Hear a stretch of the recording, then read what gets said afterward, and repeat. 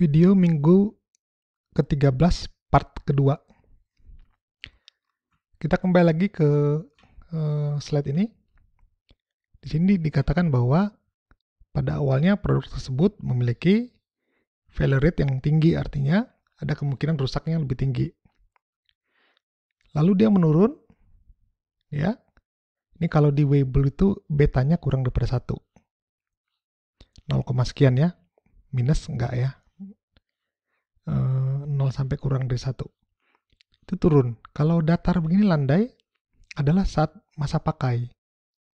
Kalau udah lewat masa awalnya, misalkan kalau kamu beli kendaraan, misalkan ada baru beli, ada servis paling berapa, nggak nyampe 1 bulan ada servis gitu ya.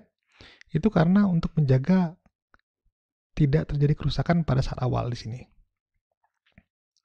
Lalu setelah itu sampai 6 bulan, lalu terus sampai bertahun-tahun biasanya. Tiap 6 bulan sekali atau 3 bulan atau 4 bulan sekali kamu servis. Itu masa useful life. Jadi failure rate-nya itu rata. Ya, kecuali ada kamu merawatnya males gitu, misalkan bannya kempes dibiarin, nanti bannya rusak. Ya. Lupa ngisi bensin itu lain lagi ya. Tapi secara normal itu failure rate-nya itu turun ya, lalu datar sini.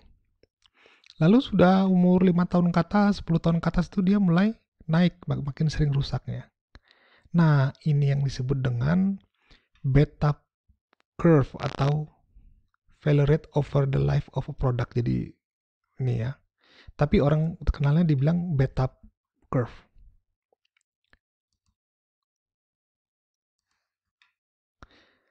Lalu kita masuk kembali lagi ke slide tadi ya. Di slide tadi itu lanjutannya di sini, keterangannya. Nah, stage tadi ada 3 ya. Stage di awal ya, infant atau bayi gitu ya, atau baru muncul, atau debugging phase. Lalu ada stage kedua, change failure phase, atau tadi masa berlaku masa dia bekerja secara normal gitu ya. Lalu yang ketiga, wear out phase ya, atau masa dia mulai umur produknya makin tua ya. Nah, di sini kita bisa lihat ya. Ini tadi dibilang burn in, useful life, wear out, decreasing, constant increasing failure rate. Kenapa dia decreasing di sini ya? Waktu awal-awal produksi kendaraan atau benda, pasti dia bisa ada banyak masalah itu produk ya. Tapi lama-lama dia mulai melakukan improvement, QC perbaikin, acceptance sampling plan perbaikin, dan seterusnya ya. Lalu masuk stage kedua, ini memang karena rusak karena ya lingkungan, hujan lah sering, beban yang berbeda-beda ya, kadang naik kendaraan penuh ya, juga di pesawat begitu juga ya. Ya ini gitulah ya, jadi seperti sehari-hari. Nah itu biasanya kerusakan itu cukup rendah ya. Ini cara memperbaikinya. Lalu yang berikutnya adalah stage 3, di mana dia mulai usang ya. Nah di sini terjadi fatigue ya, atau logam juga bisa fatigue, bukan hanya manusia. Korosi ya, penuaan, misalkan ada benda-benda yang bisa dapat lapuk atau tua karena gesekan ya. Nah itu diperbaiki dengan apa? Maintenance ya. Di sini dibilang preventive maintenance, artinya sudah dirawat sebelum rusak. Dijadwal. Ya dengan kamu datang ke bengkel rutin itu sudah melakukan preventive maintenance. Penggantian part dan lain-lain.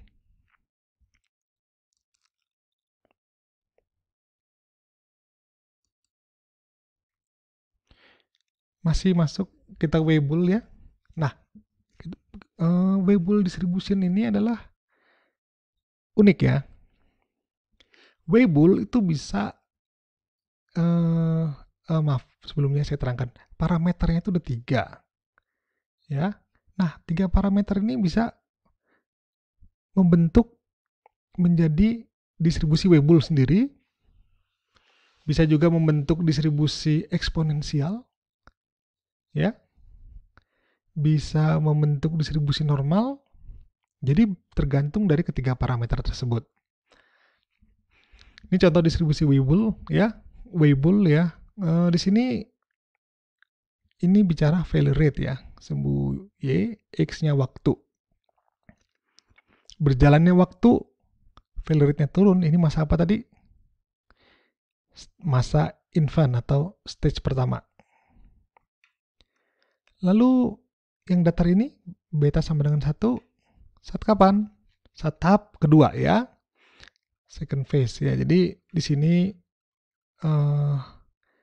laju kerusakannya itu rata, konstan. Lalu tahap ketiga nih. Saat sudah mulai usang ya, makin cepat rusak. Gitu.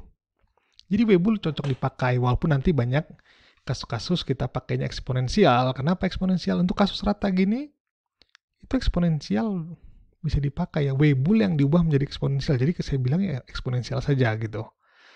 Ya. Jadi memang kamu bisa lihat bahwa ada ini ke bawah, kalau betanya kurang dari 1 tapi lebih besar daripada 0, ini lebih besar daripada 1, maaf ya. Ini betanya 1. Gitu.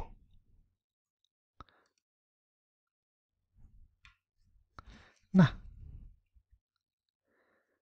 ini Weibull ini yang nemukan itu orang Swedia ya.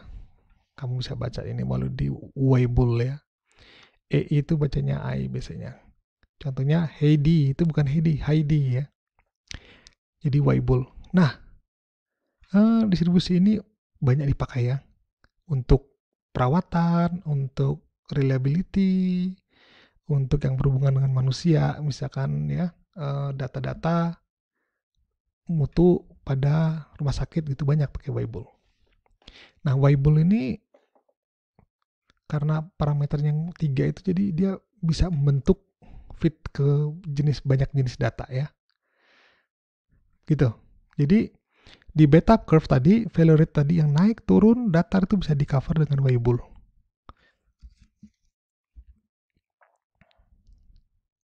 Jadi kita lihat di sini Weibull distribution is used to model the time to failure of products. Ya, jadi that have a varying failure rate. Tadi udah kita bahas. Gitu ya. Tahap 1 nih beta kurang dari 1 lebih besar daripada 0 tapi ya sama dengan lebih besar daripada 1 untuk naiknya, lalu datarnya beta sama dengan 1. Nah, si Henley N. Kumamoto bilang itu ya. Sebenarnya dia bilang hanya ini dan turun dan naik ya. Saya tambahkan dengan ke failure rate steady beta sama dengan 1. Ini rumusnya ya. Persamaan dari fungsi distribusi Weibull ini. Fungsi T sama dengan beta per alfa kali T min gamma per A. Ini sudah ada 3 nih. Beta, alfa, gamma ya. Gitu.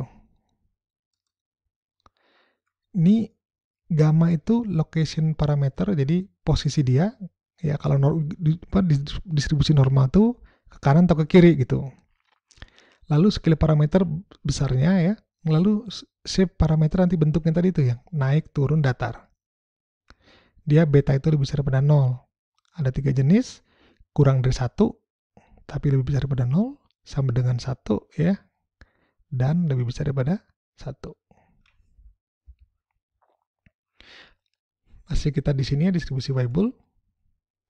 Tadi fase pertama, kasusnya adalah beta kurang daripada 1 ya. Jadi nanti alfa sama dengan 1, beta sama dengan 1. Ini contoh kasusnya, di mana akan terjadi penurunan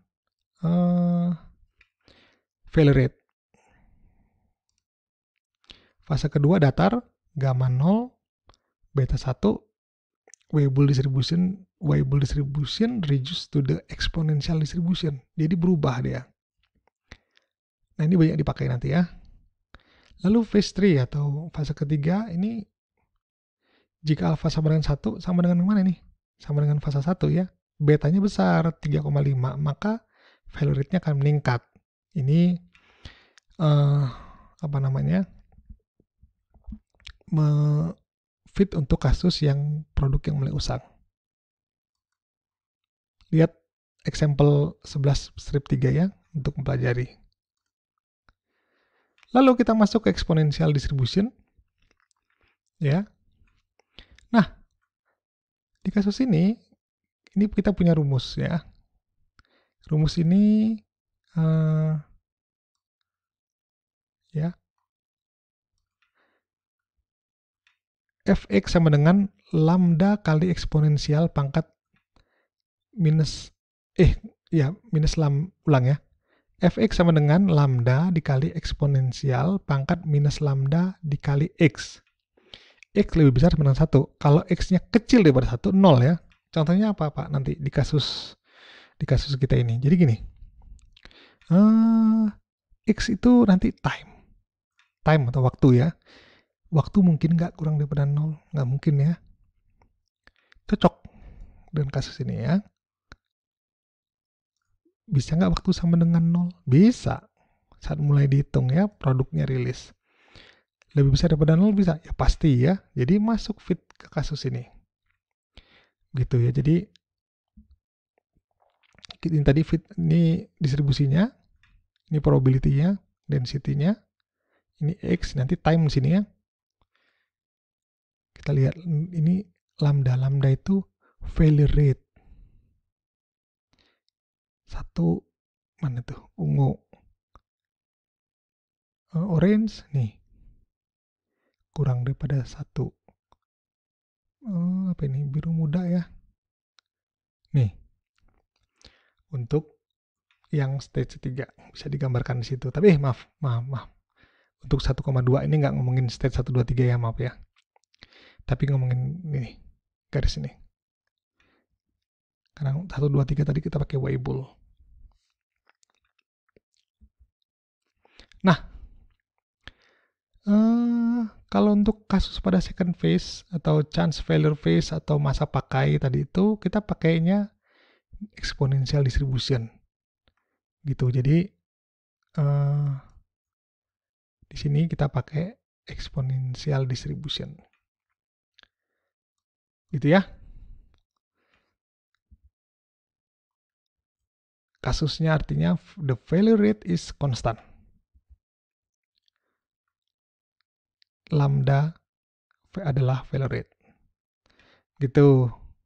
Nah, kita belajar sedikit apa itu MTTF, MTBF, dan R ya, fungsi T. MTTF itu mean time to failure. Ini adalah waktu dari satu kerusakan ke kerusakan yang lain. Jadi misalnya punya benda itu bisa dihitung tuh MTTF dari part A, part B, atau sistem tersebut. Nilainya sama dengan 1 per lambda. Nah, ini konstan ya failure rate-nya. Makanya bisa begini ya, angka. Lalu mean time between failure, kasus di sini, mean time between failure atau MTBF, itu sama pada prinsipnya, tapi hanya beda sebelum kita melakukan perbaikan atau replacement. Itu namanya MTBF. Gitu, jadi sebelum rusak ya. Jadi misalkan rusaknya 1 bulan, ya MTBF-nya kita harus ganti sebelum 1 bulan ya, hari ke-25, hari ke-28 ya, begitu. Lalu reliability itu kan fungsi dari waktu ya, ini fungsi waktu. Jadi kita punya rumus ini, reliability pada waktu ke T itu sama dengan ini. Jadi misalkan T-nya sama dengan 0, artinya berapa? Ini nilainya nanti 0 ini. Ya, nilai ini 0. Artinya pada waktu ke 0, reliability-nya berapa? 1. Pasti bisa berfungsi kan ya. Kalau nggak bisa berfungsi, artinya buruk sekali proses produksi mereka dan proses desain mereka. Gitu. ya.